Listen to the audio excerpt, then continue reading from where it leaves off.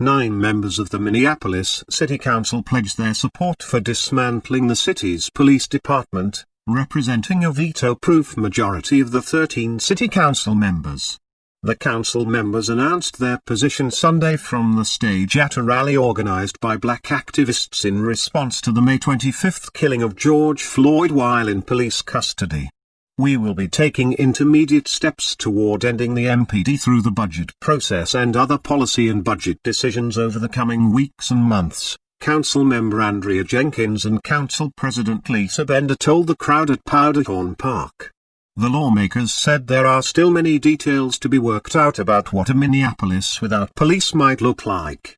A day earlier, Minneapolis Mayor Jacob Frey was roundly booed after he told a crowd of protesters he didn't support dismantling the city's police department. That scene with the mayor, which was widely shared online, occurred during a march calling for the city to defund the police department. Frey went to address the crowd, which had stopped near his home, and was asked by a speaker if he supported defunding the police department. In videos of the encounter, Frey is heard discussing systemic racism and reigning in police unions. He is soon overwhelmed by a chant of yes or no. The speaker then matter-of-factly says to the mayor, Jacob Frey, "We have a yes or no question for you." Frey's answer gets drowned out in most videos of the exchange. Though Minnesota Public Radio reported Frey answered in the negative. "I am absolutely for a massive shift. A structural shift in how the police department functions, I'll say it again. And as for abolishing the entire police department, no, I'm not, and I'll be honest about that, too," Frey said. The throng then breaks out in cries of "Go home, Jacob. Go home." Protesters can also be heard shouting shame as Frey is seen cutting through the crowd. Calls to defund and dismantle police departments have gained traction since Floyd's death at the hands of Minneapolis police.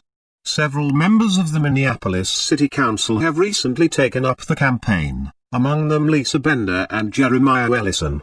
"And when we're done, we're not simply gonna glue it back together. We are going to dramatically rethink how we approach public safety and emergency response.